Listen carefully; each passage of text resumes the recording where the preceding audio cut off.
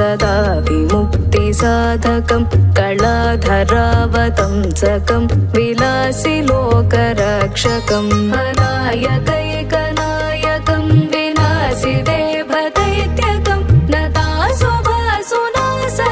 नमामि तं विनायकम्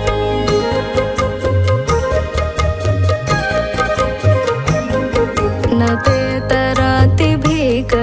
नवोदितार्कभास्वरं नमः सुरारिनिर्जरं नताधिकापदुत्तरं सुरेश्वरं निधीश्वरं गजेश्वरं गणेश्वरं महेश्वरं तमाश्रये परात्परं निरन्तरम्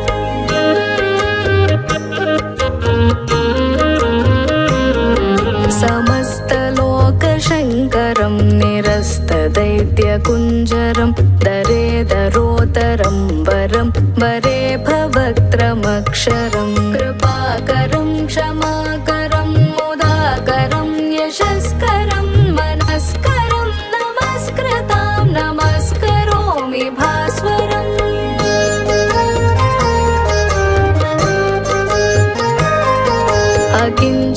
अकिञ्चनातिमार्जनं चिरन्तनोक्तिभाजनं पुरारिपूर्वनन्दनं सुरारिगर्वचर्वणं प्रपञ्चनाशभीषणं धनञ्जयादिभूषणं कपोलदानवारणं भजे पुराणवारणम्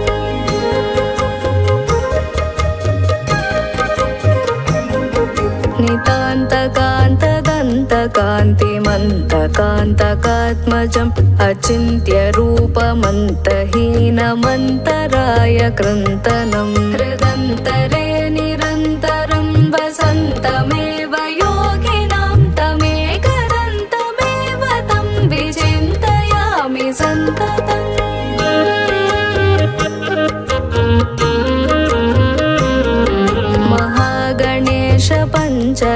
पञ्चरत्नमादरेण योऽन्वहं प्रजल्पतिप्रभातके हृदि स्मरन् गणेश्वरम् अरोगतामदोषतां सुहासितीं सुपुत्रतां समाहितायुरष्टभूतिमभ्युपैति सोचिरा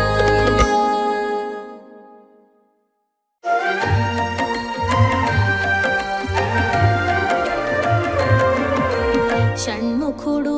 శుభముఖుడు సురసేనకు అధినాయకుడు పాలకుడు పరిపాలకుడు శూలము దాల్చిన నాయకుడు షణ్ముఖుడు శుభముఖుడు సురసేనకు అధినాయకుడు పాలకుడు పరిపాలకుడు శూలము దాల్చిన నాయకుడు సుబ్రహ్మణ్యం సుబ్రహ్మణ్యం గజముఖ సోదర సుబ్రహ్మణ్యం సుబ్రహ్మణ్యం సుబ్రహ్మణ్యం కుమారనామ సుబ్రహ్మణ్యం కుమారనామ సుబ్రహ్మణ్యం సుబ్రహ్మణ్యం సుబ్రహ్మణ్యం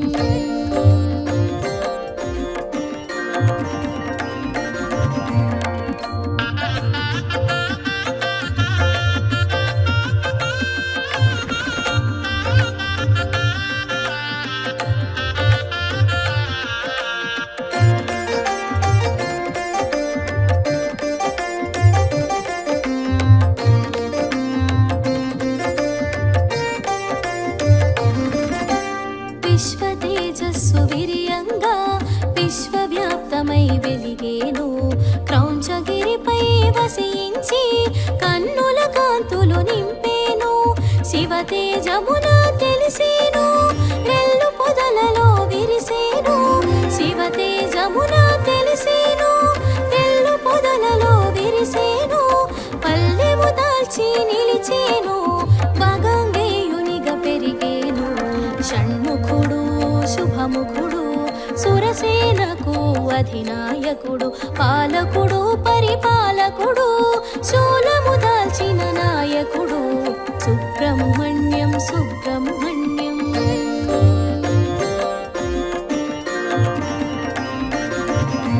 సుబ్రహ్మణ్యం సుబ్రహ్మణ్యం కుమారనామ సుబ్రహ్మణ్యం సుబ్రహ్మణ్యం సుబ్రహ్మణ్యం కుమారనామ సుబ్రహ్మణ్యం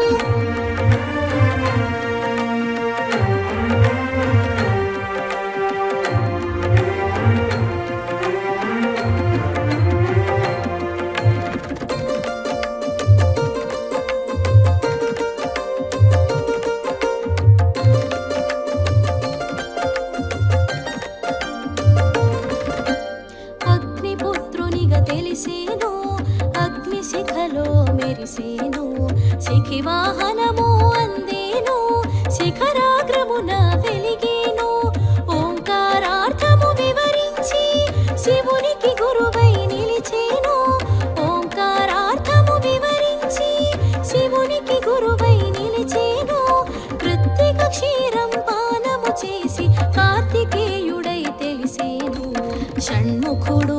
శుభముఖుడు సురసేనకు అధినాయకుడు పాలకుడు పరిపాలకుడు శూలము దాల్చిన నాయకుడు సుబ్రహ్మణ్యం సుబ్రహ్మణ్యం.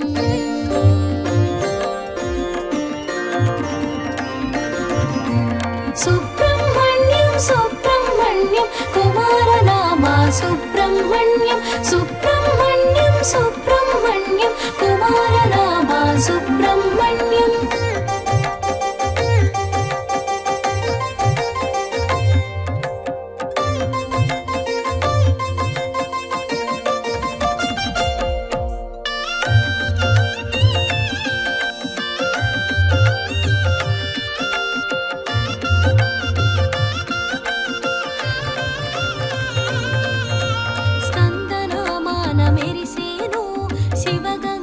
ఫలముగ కలిగేను కుమారనామాన కూడేను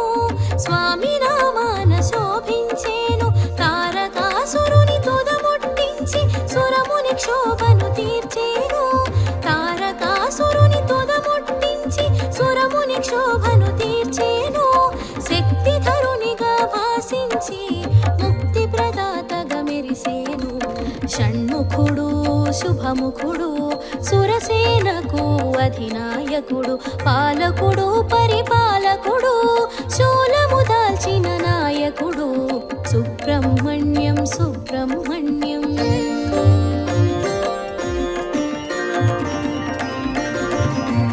సుబ్రహ్మణ్యం సుబ్రహ్మణ్యం కుమారనామా సుబ్రహ్మణ్యం సుబ్రహ్మణ్యం సుబ్రహ్మణ్యం కుమారనామా సుబ్రహ్మణ్యం.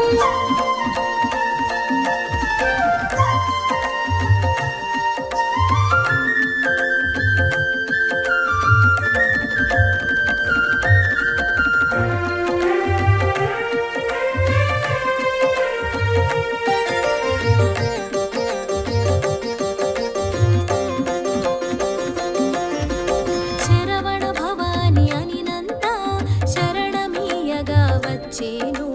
భవభయహరణము చేసేను నిజ భక్తికి రక్షణ నొసగేను వేద గర్భుడై వెలిగేను అగ్నిముఖమున అమరేను వేద గర్భుడై వెలిగేను అగ్నిముఖమున అమరేను దేవసేనతో కూడేను వల్లి సహితమై మెలిగేను షణ్ముఖుడు శుభముఖుడు సురసేనకు అధినాయకుడు పాలకుడు పరిపాలకుడు శూలము దాల్చిన నాయకుడు సుబ్రహ్మణ్యం సుబ్రహ్మణ్యం.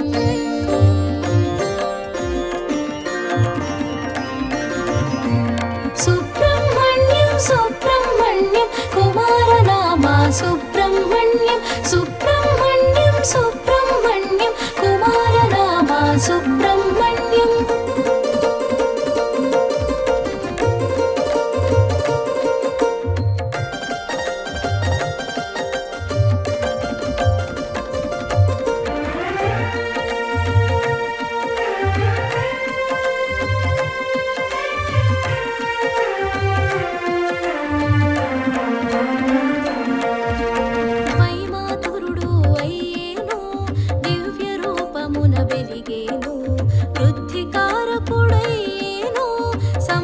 సంపదలు నొసగేను భుజంగ రూపము నుండేను భుజంగ స్తోత్రమునందేను భుజంగ రూపము నుండేను భుజంగ స్తోత్రమునందేను కుండలి తేజము నుండేను కుండల శక్తిని కూర్చేను షణ్ముఖుడు శుభముఖుడు సురసేనకు అధినాయకుడు పాలకుడు పరిపాలకుడు శూలము దాల్చిన నాయకుడు సుబ్రహ్మణ్యం సుబ్రహ్మణ్యం.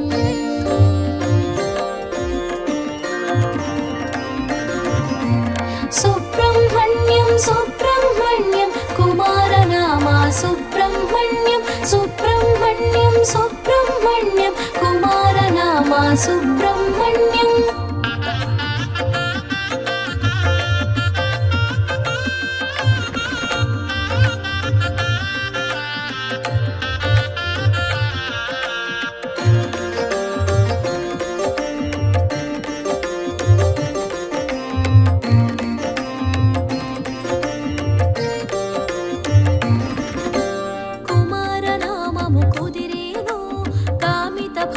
వరములు నొసగేను షష్ఠిని పూజకు మురిసేను ఇష్టగ ఫలములు నొసగేను మయూర వాహన శోభితుడు శాస్తా గణపతి సోదరుడు మయూర వాహన శోభితుడు శాస్తా గణపతి సోదరుడు షట్చక్రముల సంచాలకుడు కుండల శక్తిగా కదిలేను షణ్ముఖుడు శుభముఖుడు సురసేనకు అధినాయకుడు పాలకుడు పరిపాలకుడు శూలము దాల్చిన నాయకుడు సుబ్రహ్మణ్యం సుబ్రహ్మణ్యం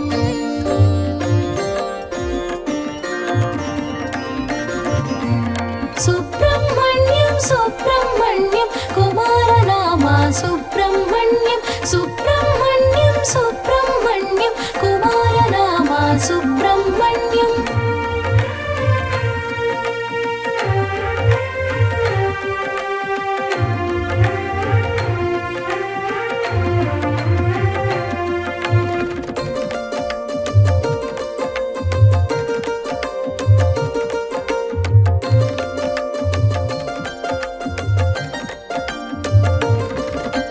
శమీగర్భుడై శోభించేను సదాశివునితో వసించేను బ్రహ్మచారిగా భాషించేను బ్రాహ్మణ్య కీర్తిని పడసేను కుమారనామ పూజితుడు గురువుగా వెలిగిన ఘనుడు కుమారనామ పూజితుడు గురువుగా వెలిగిన ఘనుడు స్కందానిన స్పందించేను కరము జోడిన కరుణించేను షణ్ముఖుడు శుభముఖుడు సురసేనకు అధినాయకుడు పాలకుడు పరిపాలకుడు శూలము దాల్చిన నాయకుడు సుబ్రహ్మణ్యం సుబ్రహ్మణ్యం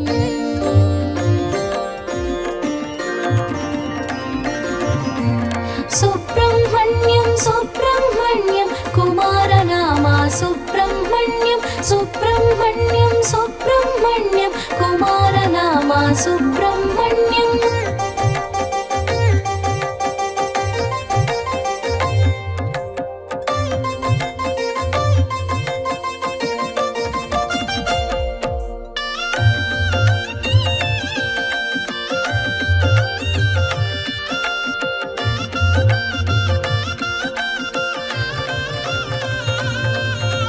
విష్ణుతత్వమున విరిసేను యజ్ఞ పురుషునిగా తెలిసేను ధర్మపక్షాన పోరున నిలచి విజయము కూర్చగా చేరేను తంత్రశాస్త్రమును తెలియగ చేసి మంత్రశక్తిగా మననాన తెలిసి తంత్రశాస్త్రమును తెలియగ చేసి మంత్రశక్తిగా మననాన తెలిసి సర్వ విద్యలా శోభించేను శుభకరమూర్తిగా మసలేను షణ్ముఖుడు శుభముఖుడు సురసేనకు అధినాయకుడు పాలకుడు పరిపాలకుడు శూలము దాల్చిన నాయకుడు సుబ్రహ్మణ్యం సుబ్రహ్మణ్యం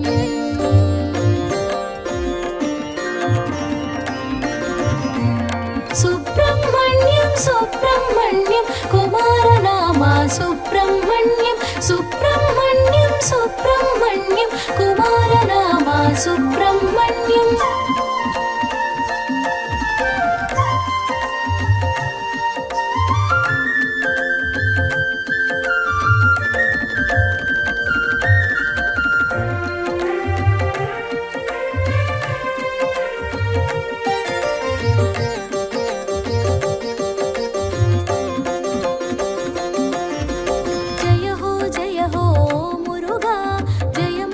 సగే శ్రీ మురుగా జ్ఞాన ప్రదాత జయ మురుగా జ్ఞానము నీవే ఓ మురుగా జయ మంగళం సుబ్రహ్మణ్యానికి మంగళం జయ మంగళం సుబ్రహ్మణ్యానికి మంగళం సురసేనాధ్యక్షునకు మంగళం ఈశ్వర శక్తికి జయ మంగళం షణ్ముఖుడు శుభముఖుడు సురసేనకు అధినాయకుడు పాలకుడు పరిపాలకుడు శూలము దాల్చిన నాయకుడు సుబ్రహ్మణ్యం సుబ్రహ్మణ్యం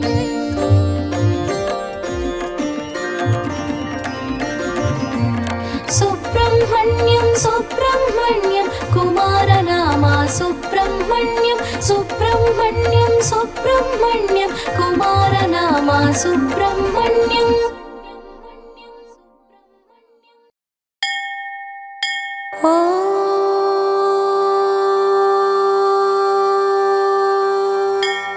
अस्य श्री हनुमत्सहस्रनाम स्तोत्र महामन्त्रस्य श्रीरामचन्द्र ऋषिः अनुष्ठुप् छन्दः श्री हनुमान् महारुद्रो देवता ह्रीं श्रीं ह्रौं ह्रां बीजं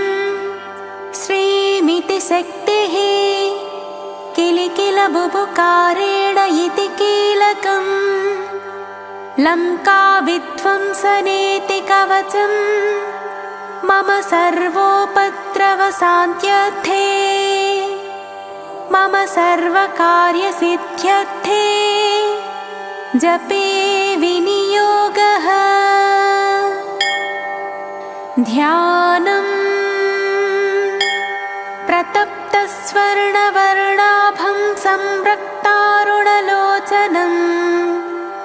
सुग्रीवादियुतं ध्यायेत् पीताम्बरसमावृतम् गोष्पदीकृतवारासिं पुच्छमस्तकमीश्वरम् ज्ञानमुद्रां च बिभ्राणं सर्वालङ्कारभूषितम्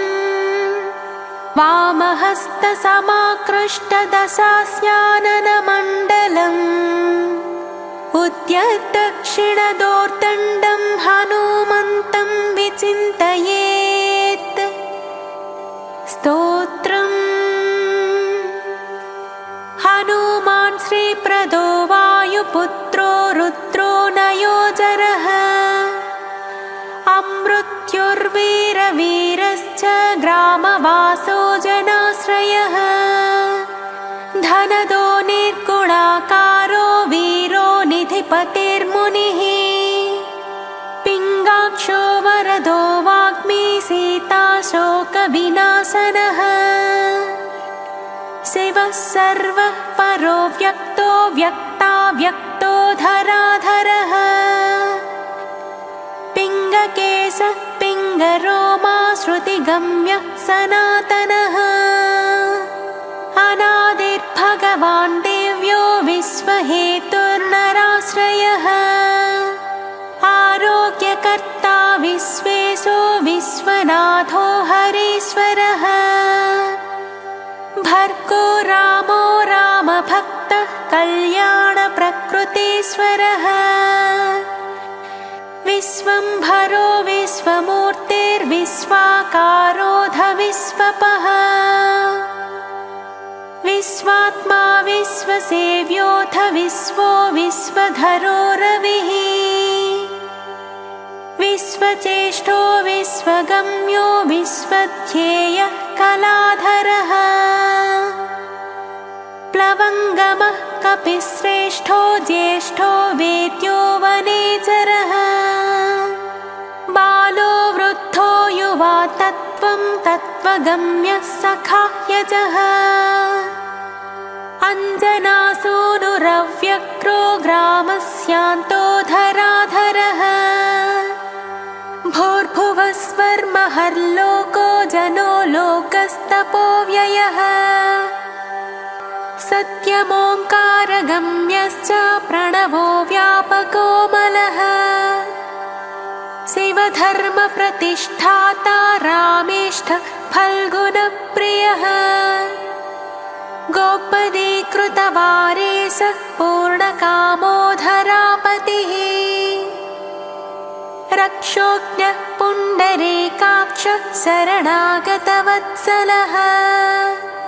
जानकी प्राणदाता च रक्षः प्राणापहारकः पूर्णः सत्यः पीतवासा दिवाकरसमप्रभः द्रोणहर्ता शक्तिनेता शक्तिराक्षसमारकः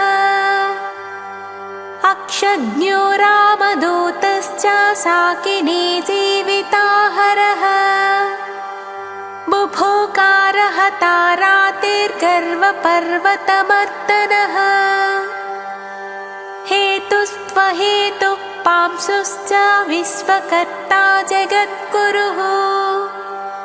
जगन्नाथो जगन्नेता जगदीशो जनेश्वरः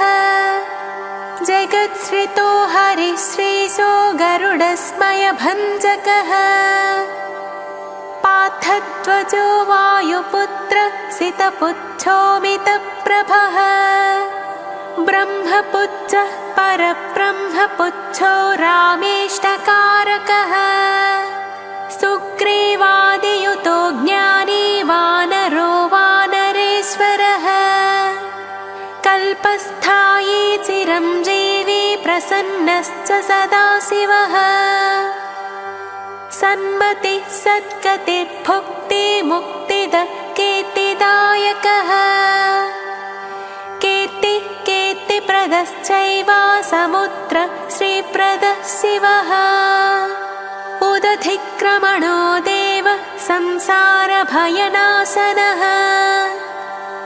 वालिबन्धनकृत् विश्वजेता विश्वप्रतिष्ठितः लङ्कारी कालपुरुषो लङ्केशगृहभञ्जनः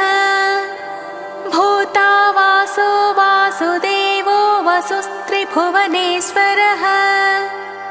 श्रीरामरूपः कृष्णस्तु लङ्काप्रासादभञ्जनः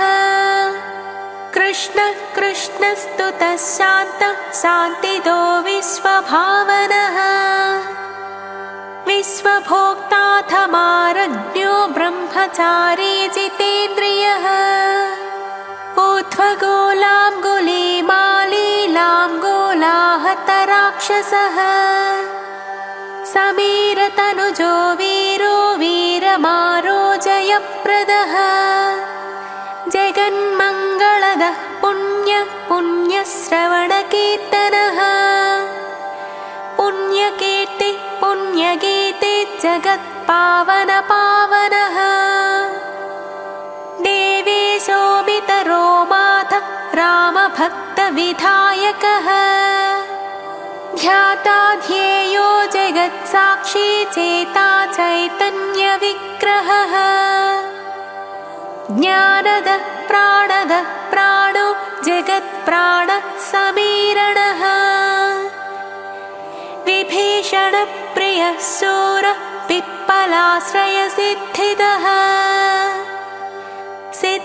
सिद्धाश्रयः कालभक्षकपूजितः लङ्केशनिधनस्थायी लङ्कादाहक ईश्वरः चन्द्रसूर्याग्निनेत्रश्च कालाग्निप्रलयान्तकः कपिलः कपिशः पुण्यरातिद्वादशराशिकः सर्वाश्रयो प्रमेयात्मा रेवत्यादिनिवारकः लक्ष्मणप्राणदाता च सीता जीवनहेतुकः रामध्यायी हृषीकेशो विष्णुभक्तो जटीबली देवारिदर्पः होता धाता कर्ता जगत्प्रभुः नगरग्रामपालश्च शुद्धो बुद्धो निरन्तरः निरञ्जनो निर्विकल्पो गुणातीतो भयङ्करः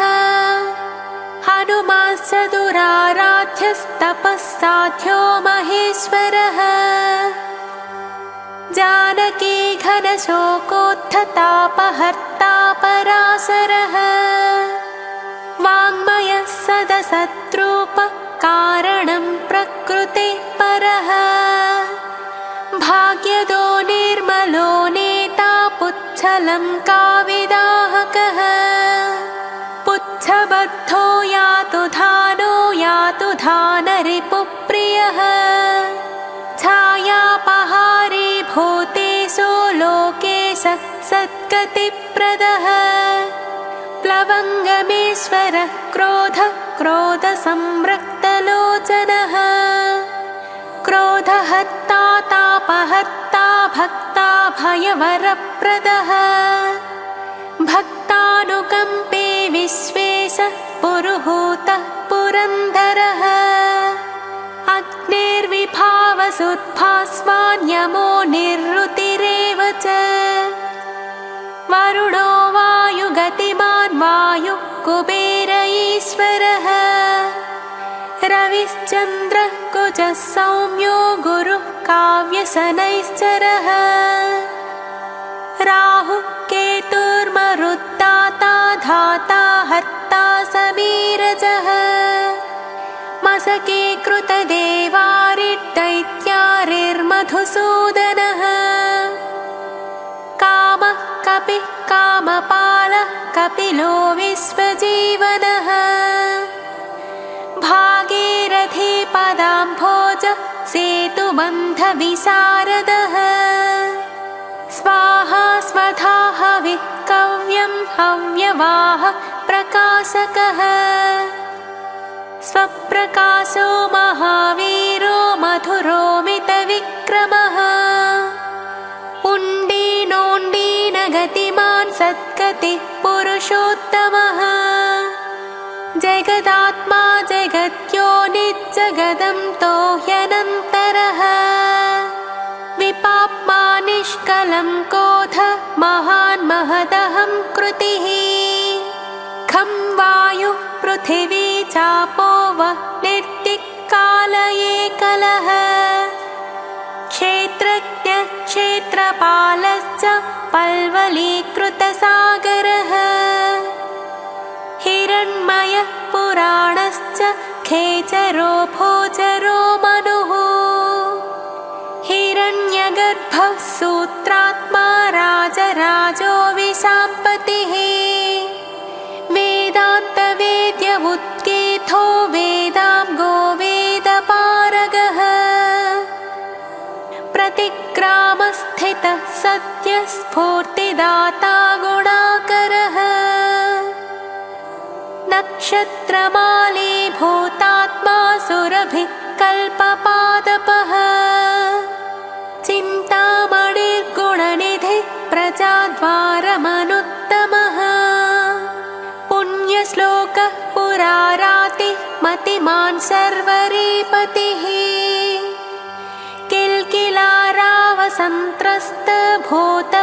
किल्किलारावसन्त्रस्तभूतप्रेतपिशाचकः ऋणत्रयहरः सूक्ष्मः स्थूलः सर्वगतिः पुमान्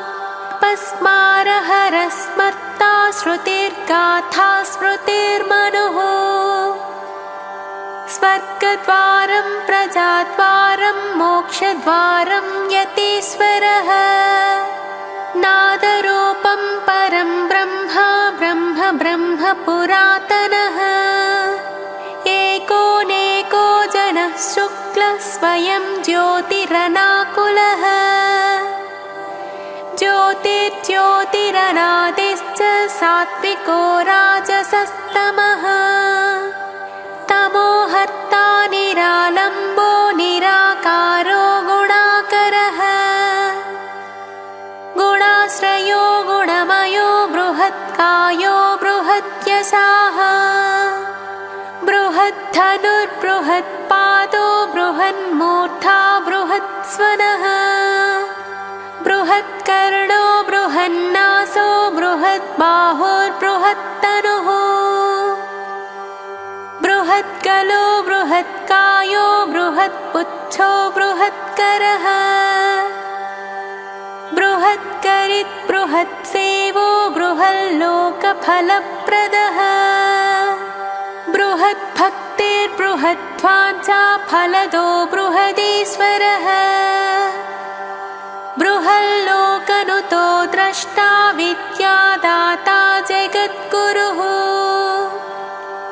देवाचार्यः सत्यवादी ब्रह्मवादी कलाधरः सप्तपातालगामी च मलयाचलसंश्रयः उत्तरासास्थितः श्रेषो दिव्यौषधिवसः खगः शाखामृगः कपीन्द्रोऽथ पुराणः प्राणचञ्चुरः चतुरो ब्राह्मणो योगी योगिगम्यः परोवरः अनादिनिधनो व्यासो वैकुण्ठः पृथिवीपतिः अपराजितो जिताराति सदानन्ददयीसिता गोपालो गोपितिर्योद्धा कलिः स्फालः परात्परः मनोवेगी सदा योगी संसारभयनाशनः तत्त्वदाताथ तत्त्वज्ञस्तत्त्वं तत्त्वप्रकाशकः शुद्धो बुद्धो नित्ययुक्तो भक्ताकारो जगद्रथः प्रलयोमितमायश्च मायातीतो विमत्सरः मायानिश्चितरक्षाश्च मायानिर्मितविष्टपः मायाश्रयश्च निर्लेपो मायानिर्वर्तकः सुखी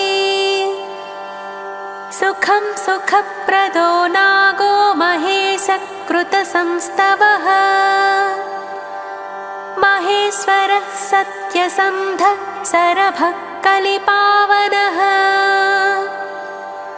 रसो रसज्ञः सन्मानो रूपं चक्षुः श्रुतिरवः घ्राणं गन्धस्पर्शनं च स्पर्शो हिंकारमानगः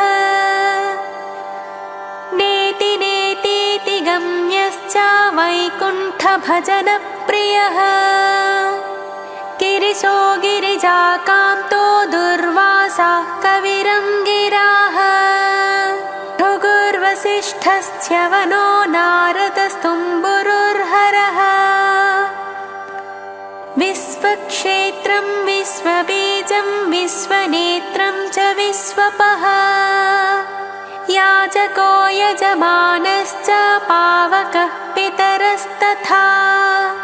श्रद्धा बुद्धिक्षमा तन्द्रा मन्त्रो मन्त्रयितासुरः राजेन्द्रो भूपतिरूढो माली संसारसारथिः नित्यः सम्पूर्णकामश्च भक्तकामधुगुत्तमः गणपः केशवो भ्राता पिता माताथ मारुतिः सहस्रमूर्धा सहस्रास्य सहस्राक्षः सहस्रपात् कामचित् कामदहनः कामः काम्यफलप्रदः मुत्रोपहारी रक्षोज्ञः क्षितिभारहरो बलः नखदं श्रायुधो विष्णुभक्तो भक्ताभयप्रदः दर्पः दर्पदो दंष्ट्राशतमूर्तिरमूर्तिमान् महानिधिर्महाभागो महाभर्गो महीथिदः महाकारो महायोगी महातेजा महाद्युतिः महाकर्मा महानादो महामन्त्रो महामतिः महाशमो महोदारो महादेवात्मको विभुः रुद्रकर्मा क्रूरकर्मा रत्ननाभः कृतागमः अम्भोधिलङ्घन सिद्ध सत्यधर्मा प्रमोदनः जितामित्रो जयः सोमो विजयो वायुवाहनः जीवो धाता सहस्रांशुर्मुकुन्दो भूरिदक्षिणः सिद्धार्थः सिद्धः सिद्धः सङ्कल्पः सिद्धिहेतुकः सप्तपातालचरण सप्तर्षिगणवन्दितः सप्ताब्धिलङ्घनो वीर सप्तद्वीपोरुमण्डलः सप्ताङ्गराज्यसुखद सप्तमातृनिषेवितः सप्तलोकैकमकुट सप्तहोत्र स्वराश्रयः सप्तसामोपगेतश्च सप्तपातालसंश्रयः सप्तच्छन्दोनिधि सप्तच्छन्द सप्तजनाश्रयः मेधादः कीर्तिदः शोकहारी दौर्भाग्यनाशनः सर्ववश्यकरो गर्भदोषः पुत्रपौत्रदः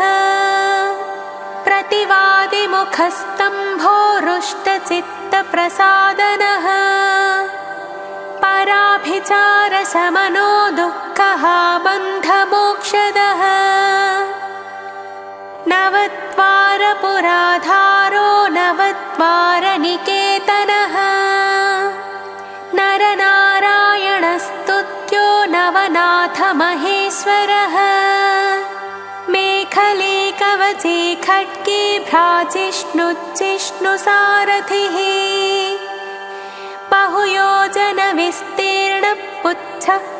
बहुयोजनविस्तीर्णपुच्छहतासुरः दुष्टहन्ता नियमितापिशाचग्रहशातनः बालग्रहविनाशी च धर्मनेता कृपाकरः उग्रकृत्यश्चोग्रवेगा उग्रनेत्रः शतक्रतुः शतमन्युस्तुतः स्तुत्य स्तुतिस्तोता महाबलः समग्रगुणशाली च व्यग्रो रक्षो विनाशनः रक्षोऽग्निदावो ब्रह्मेश श्रीधरो भक्तवत्सलः मेघनादो मेघरूपो मेघवृष्टिनिवारणः मेघजीवनहेतुश्च मेघश्यामः परात्मकः समीरतनयो धाता तत्त्वविद्याविशारदः अमोघो मोघवृष्टिश्चाभीष्टदो निष्टनाशनः अर्थोऽनर्थापहारी च समर्थो रामसेवकः अर्थी धन्योऽसुराराति पुण्डरीकाक्षात्मभूः संकर्षणो विशुद्धात्मा विद्याराशि सुरेश्वरः अचलोद्धारको नित्यः सेतु कृत्रामसारथिः आनन्दः परमानन्दो मत्स्यः कूर्मो निधिः वराहो नारसिंहश्च वामनो जमदग्निजः रामः कृष्णः शिवो बुद्धः कल्की रामाश्रयो हरिः नन्दी भृङ्गी च चण्डी च गणेशो गणसेवितः कर्माध्यक्षः सुरारामो विश्रामो जगतीपतिः जगन्नाथः कपीशश्च सर्वावासः सदाश्रयः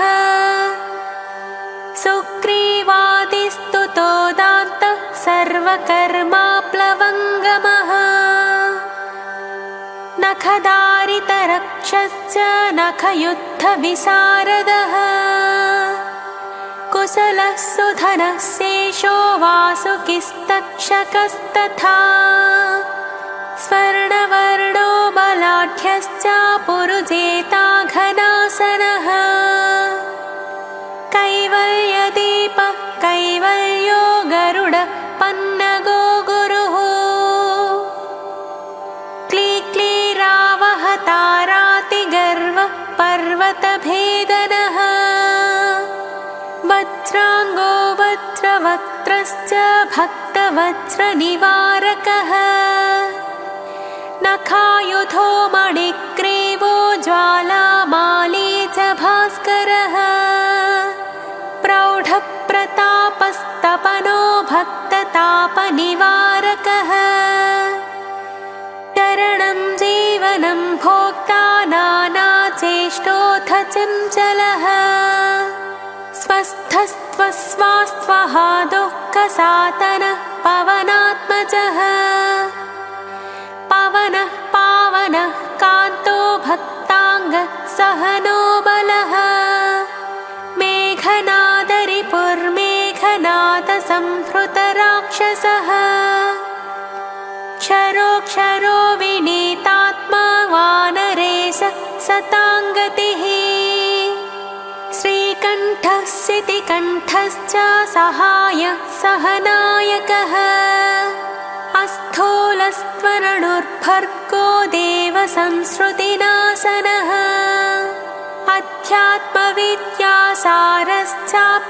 अध्यात्मविद्यासारश्चाप्यध्यात्मकुशलः सुधीः अकल्मषः सत्यहेतु सत्यदः सत्यगोचरः सत्यगर्भः सत्यरूपः सत्यः सत्यपराक्रमः अञ्जनाप्राणलिङ्गं च वायुवंशोद्भवः श्रुतिः भद्ररूपो रुद्ररूपः सुरूपश्चित्ररूपधृक् मैनाकवन्दितः सूक्ष्मदर्शनो विजयो जयः क्रान्तदिङ्मण्डलो रुद्रः प्रकटीकृतविक्रमः कम्बुकण्ठः प्रसन्नात्मा ह्रस्वनासो वृकोदरः लम्बोष्ठः कुण्डली चित्रमाली योगविदाम्बरः विपश्चित्कविरानन्दविग्रहो नल्पनाशनः फाल्गुनी सूनुरव्यग्रो योगात्मा योगतत्परः योगविद्योगकर्ता च योगयोनिर्दिगम्बरः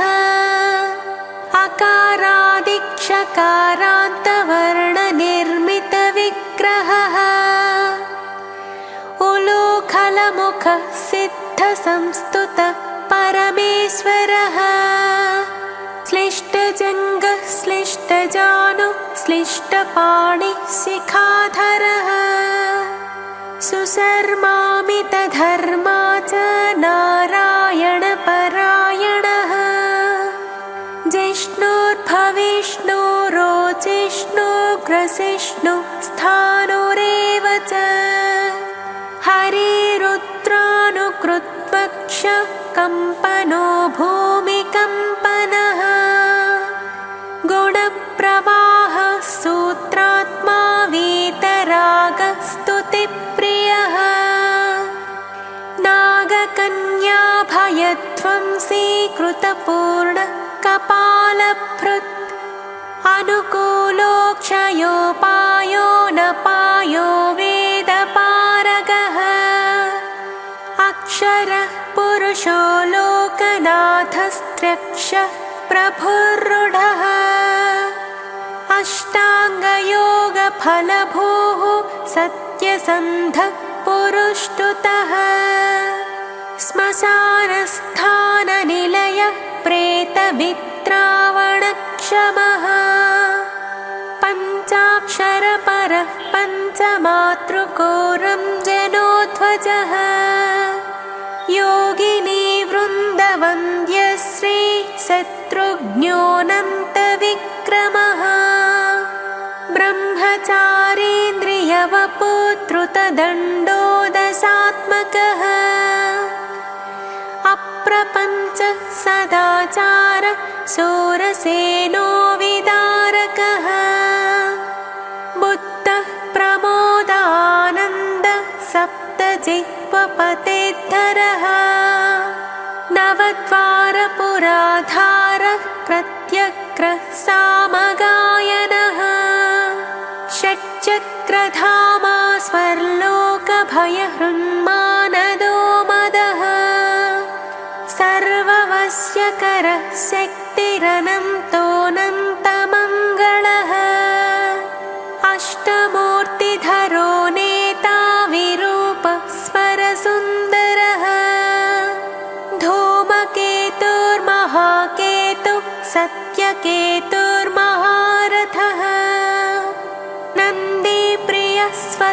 सहस्रश्च मेखलीडमरुप्रियः लोहिताङ्गः समित्वः निःषट्ऋतुः सर्व ईश्वरः फलभुक्फलहस्तश्च सर्वकर्मफलप्रदः धर्माध्यक्षो धर्मफलो धर्मो धर्मप्रदोद्धतः पञ्चविंशतितत्त्वज्ञस्तारको ब्रह्म तत्परः त्रिमार्गवसतिर्भीमः सर्वदुष्टनिबर्हणः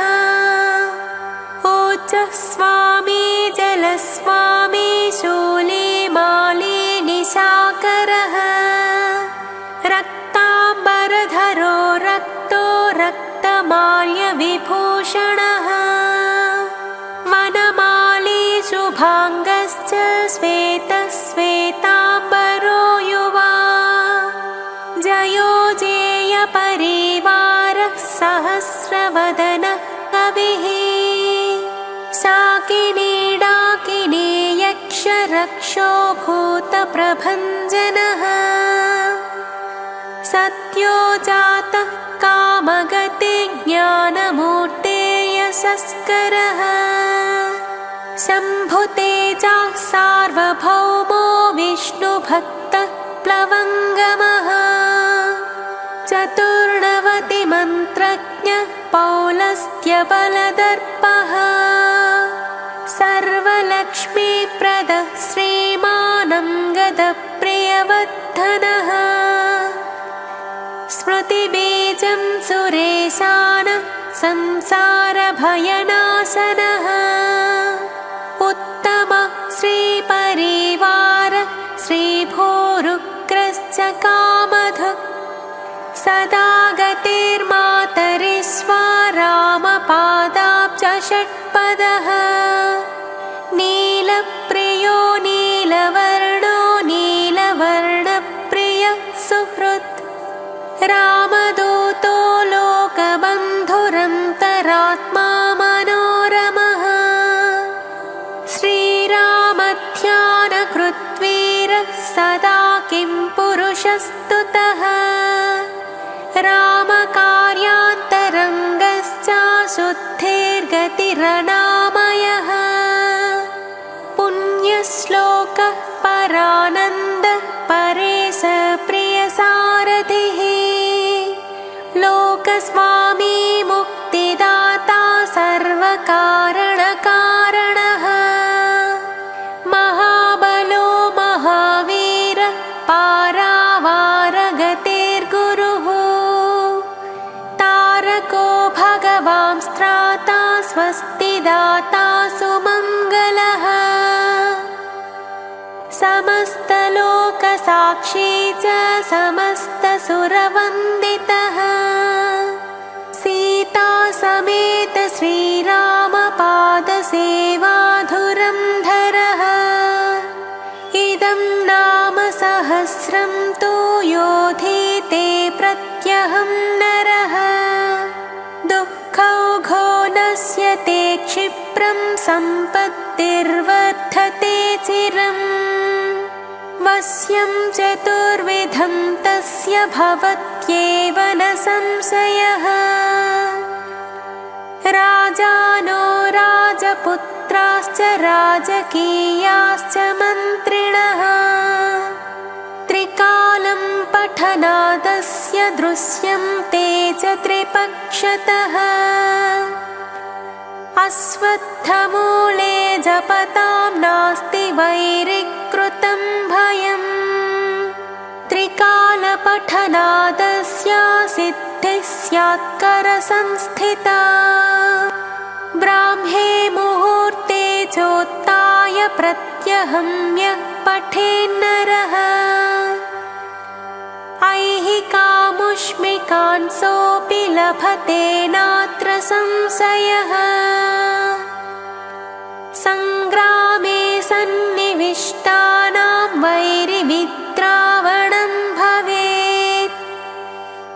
ज्वरापस्मारशमनं गुल्मादिव्याधिवारणम् साम्राज्यसुखसम्पत्तिदायकं जपतां नृणाम् य इदं पठते नित्यं पाठयेत्वा समाहितः सर्वान् कामानवाप्नोति वायुपुत्रप्रसादतः।